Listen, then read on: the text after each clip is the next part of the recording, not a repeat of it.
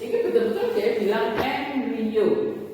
Berarti yang bawah itu suspensornya. Ini endospermnya itu nggak tahu ya kenapa saya jadi senang gitu loh. Terus ini juga sama saja ini suspensornya wis hilang tak gini.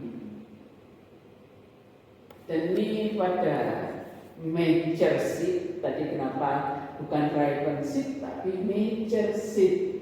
Itu ada radicula, ada ini cotyledon seed leaves. Ini tunase berarti kan cotyledonnya ini resek. Gambarnya ini seed good,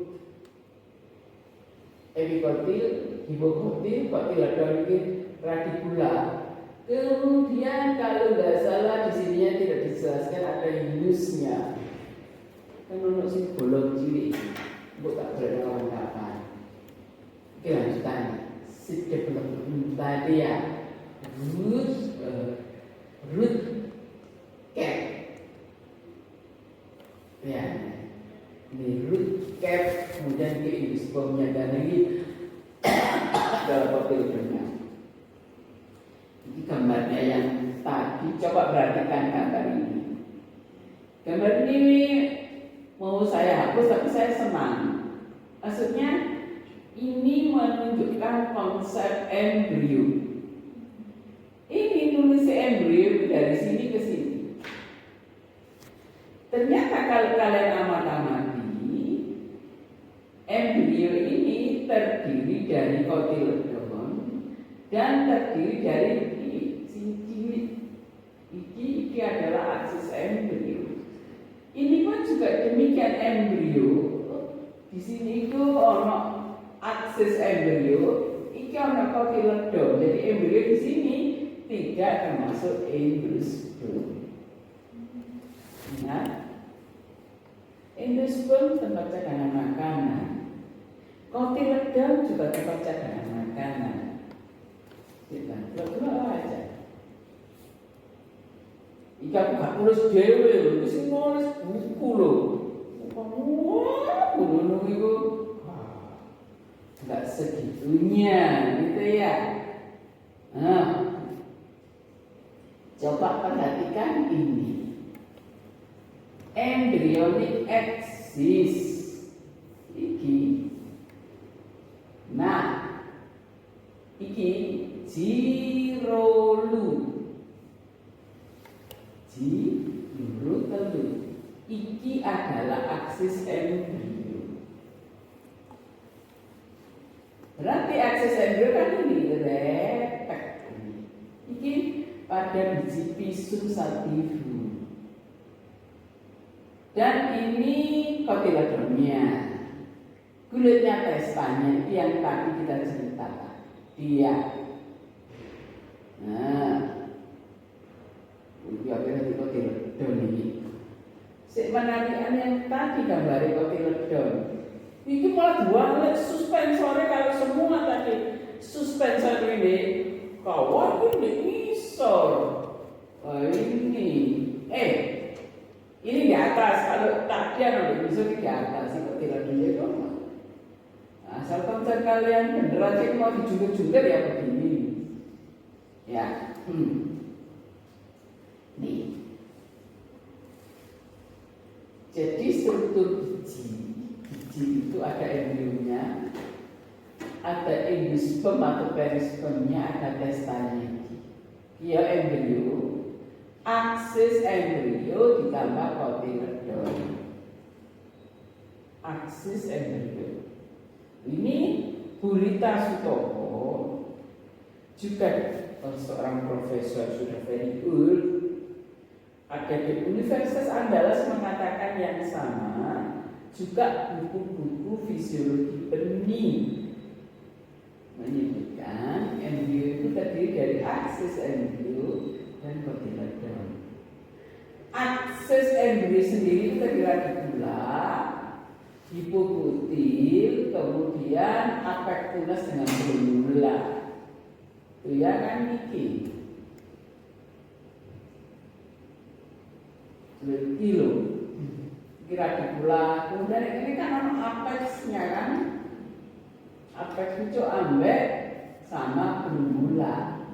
Kalau ini seperti ini kan ono ininya ya, ada gula, bikin ono apek, itu ono jenenge gula. Ini nggak terlalu jelas epikotilnya ya semungsep cilik kompres. Nah, iya, embrio angiosperm terdiri dari aksis embrio dengan satu atau dua kotiledon. Jadi tadi ono kotiledon, ono endosperm. Ini kan. Iki adalah kotiledon. Sisa miliki endosperm ini pada por. Jadi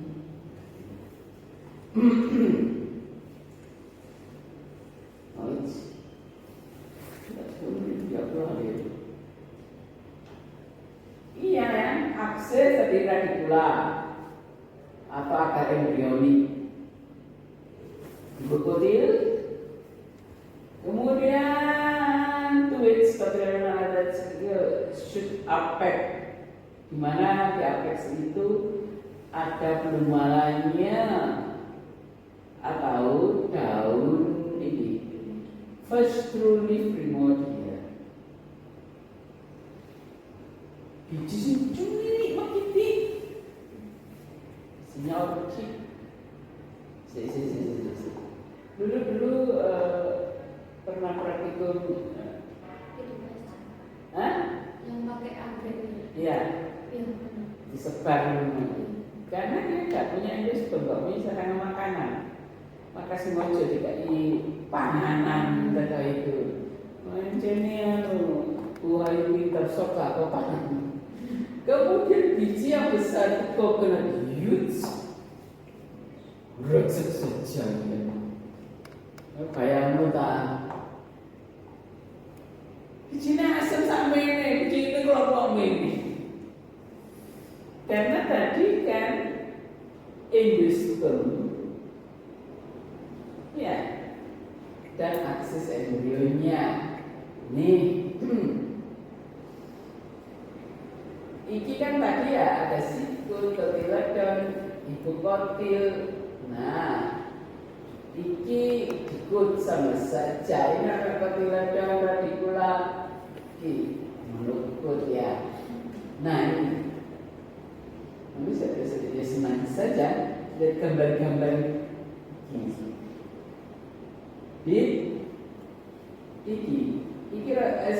Kita kan terbiasa lihat gambar itu kayak begini.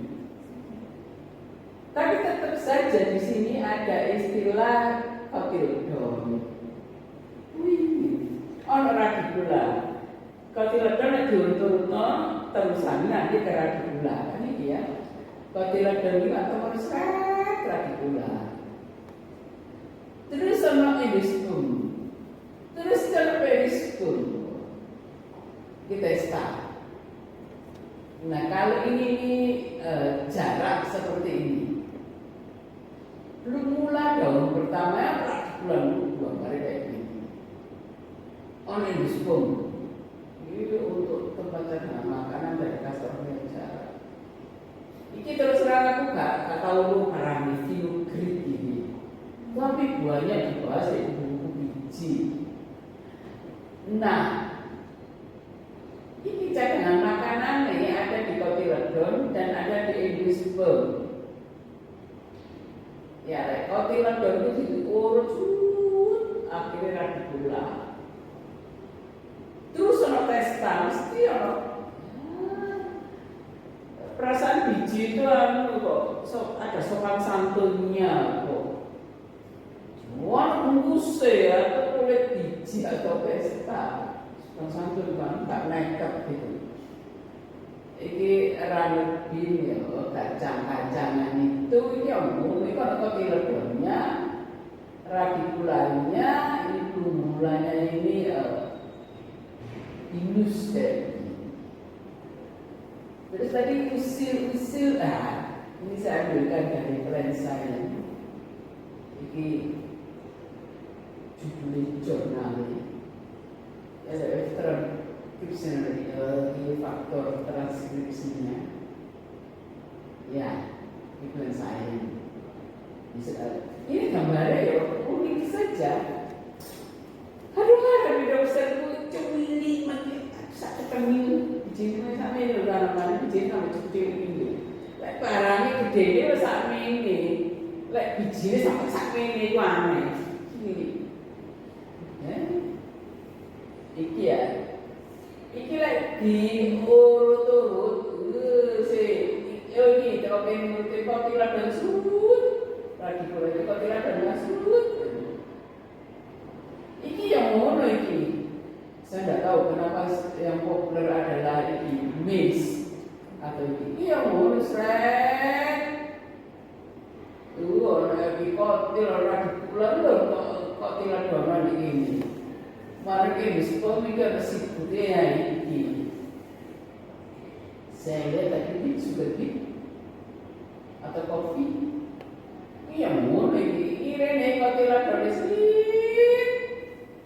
Nah, radikul itu ya kalau tidak berani pakai dulu kalau si putih kalau indis komisi kuning berarti kan ya memang kan ini yang ini kan saya diserah ke akses embrio itu diserah ke akses embrio tapi di sini ada iki perisperm nah kalian saja cuma perisperm kita nggak biasa, kita lebih sering dikenalkan dengan istilah endosperm. Kita lebih familiar dengan itu bijinya grona, bijinya runner bean, bijinya kacang hijau, bijinya gisimak, istilah apa itu? Ini saya penasaran ini tak dilatih ya ini kata begini ini kan gambar biru ini pada kecil puntian ini perisperm ini adalah kotyledon harus ini sampai seperti ini terus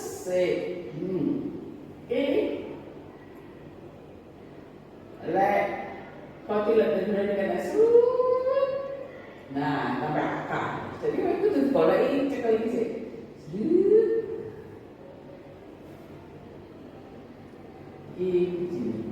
Di sini saya lebih tertarik tentang perisperm tadi. Karena perisperm ini dikelilingi oleh kotyledon. Tadi dikelilingi endosperm.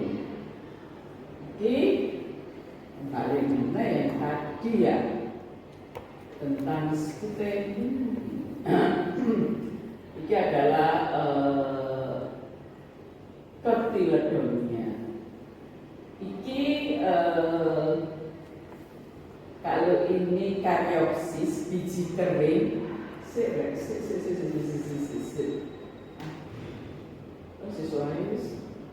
enggak saya mau menunjukkan biji kering, biji yang kulitnya pestanya itu menyatu dengan gambar itu ya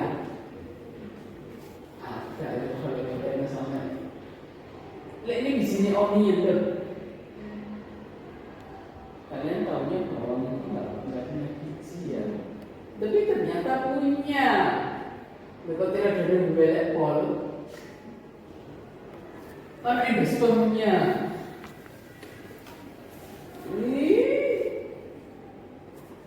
iki juga kalau beli itu istiqomah paling banyak untuk mempelajari iki apa itu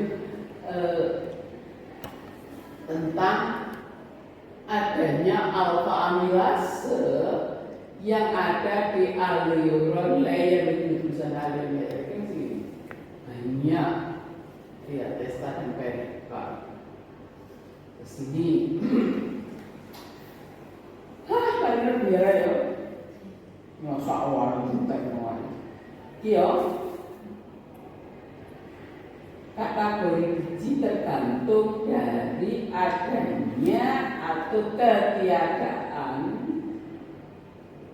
well-formed triploid endosperm pada saat micet, bukan trigon. Kategori biji endospermic, non endospermic. Iya, endosperm castor bean. Sebenarnya endospermi. Berarti yang ini kan endospermi. Sehingga apa? Dia castor bean, onion, beet, maize, soybean, peanut atau groundnut. Itu nggak saya buat. Buat ya. Nih, biji non endospermic dan endospermic ini non itu legum. Nah, apakah kalian pernah mengamati kotiledonya kacang tanah atau kedelai pada saat praktikum kemarin semester yang dulu sampai Sabtu? Kalau itu hormon sing tiklamno iki tunas-tunas aksilernya dipotong apa meristem apikalnya rasa mencamatkan. Apakah kalian pernah mengamati kotiledonya di sini lain? Kotiledonya itu kan lemu, terus sesuai tipis, terus ombo. Tenis. Saya begitu lihat, saya gitu, cocok kan teori ini, faktanya gitu. Ini untuk itu kotiledonya menjadi fotosintesis.